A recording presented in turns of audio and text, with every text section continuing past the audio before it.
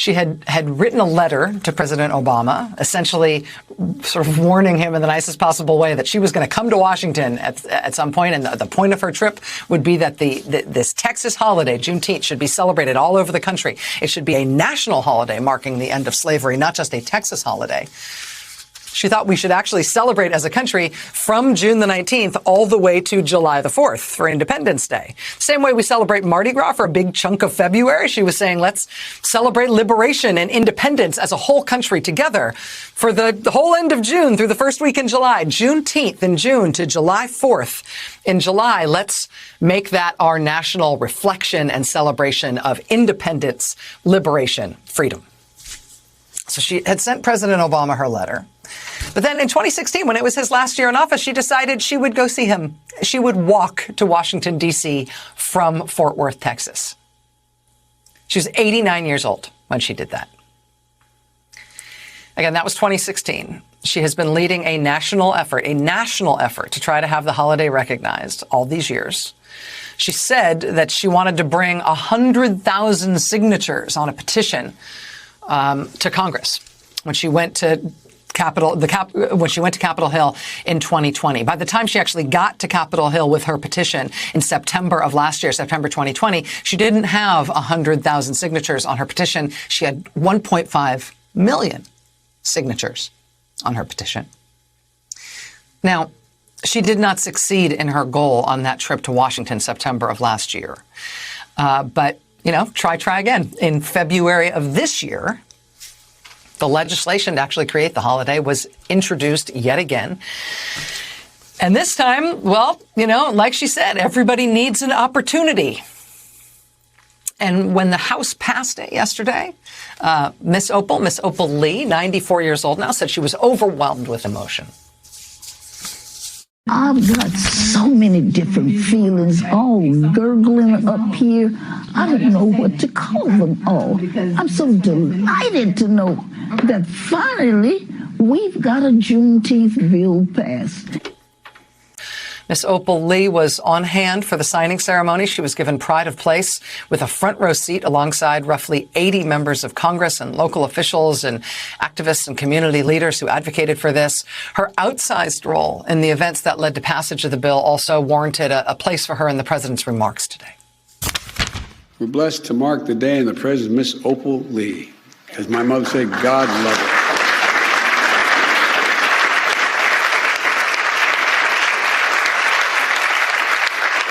I had the honor of meeting her in Nevada more than a year ago. She told me she loved me, and I believed it. I wanted to believe it. Ms. Opal, you're incredible. A daughter of Texas, grandmother of the movement to make Juneteenth a federal holiday. You are an incredible woman, Ms. Opal. You really are. She's made it her mission to see that this day came. It was almost a singular mission. She's walked for miles and miles, literally and figuratively, to bring attention to Juneteenth, to make this day possible.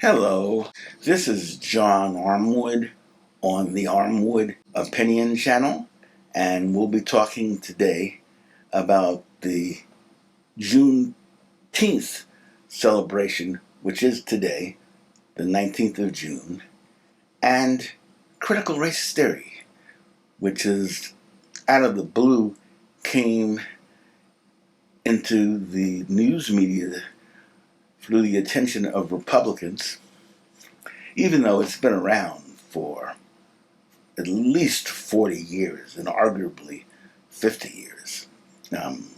I've known about it for close to about 40 years. And this Juneteenth is a celebration that started in my mother's home state, Texas. And it celebrates the date in 1865, June 19th, when black folks in Texas learned that the Emancipation Proclamation had been issued, and that they were supposedly free. Now, the Emancipation Proclamation had been issued 2 years earlier, January of 1863. That's the thing. But what happened was the Confederate Army, under the leadership of Robert E. Lee, the traitor from Virginia, at Appomattox occurred on April 9th of 1865. So it took a while for the troops. Now Trump is trying to take some credit for bringing the holiday to the country's attention. But he's not acknowledging his own racism. There's a new book out by a Wall Street Journal writer, Michael Bender, who talks about this. Now, the reason that Republicans back the legislation now as before is to distract us. What are they doing? What have they been doing all year? They've been passing legislation around the country limiting our right to vote, making it more difficult to vote, starting with Georgia and going around the country. There were bills in 48 of the 50 states that have been introduced by Republicans to make it harder, in particular, for people of African descent and people of indigenous American descent, meaning Mexicans and other people from Central and South America, making it hard for us to vote. So this is a crumb that they can throw to us. It doesn't cost them anything. What do they care about a holiday? They can have Juneteenth sales, like they have Washington's birthday sales. See, the Ted Cruz of the world and what's that fool on Fox, Tucker Carlson's of the world, are saying, oh, critical race theory hates white people. No! Critical race theory gives us a lens with which to understand the behavior of Americans. Oh, it started as a lens to understand why laws were put in place.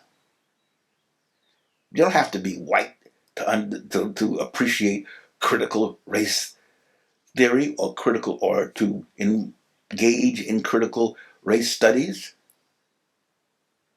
I majored in Africana studies at Hunter College back in the early 70s, and we had white majors in the department of Africana and what's now called Africana and Hispanic studies.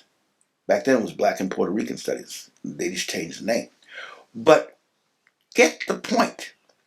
This is analysis of why they did it. It's the coming together of interests. What the late Harvard professor Derek Bell called interest convergence. Right now, the Republicans are under a hard pushback across the nation for these anti-democratic laws. And the attack on the filibuster. Stacey Abrams has been negotiating with the Democrat Joe Manchin this week, and she's being very shrewd about it. She's got him to back down on some points on the voting rights bill. But the real problem, and the media is distracted by these negotiations, is that Republicans can still filibuster the bill. unless we get 10 Republican votes. That's the real problem.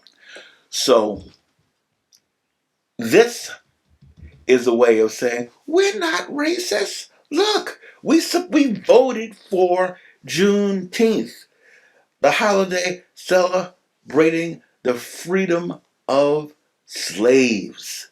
See, we're not racist. It is in Republican conservative senators' interest to support this bill because it's a weapon for them to use politically. Donald Trump is trying to take credit for it because he wants to come back into politics. And he wants to say, well, this is really because of me. You know, nobody in their right mind would agree with that or even think that, but that is what it's about.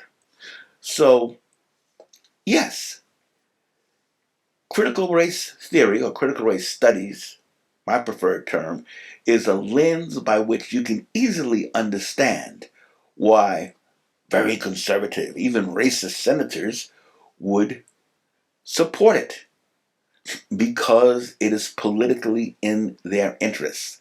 They can use it to claim, oh, I'm not racist. I supported this holiday. And that's really all there is to it. It's not rocket science. It's called self-interest. And that is all I have to say about it. You guys have a good day. Hit like if you like this video. Subscribe to this channel to get more political and historical educational content like this. And I'll be back next week, hopefully. You guys have a good day. And remember, as I always say, resistance is not futile.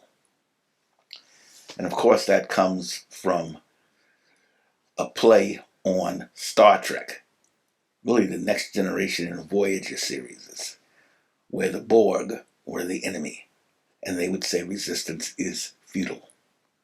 So our response is resistance is not futile. All right, have a good one.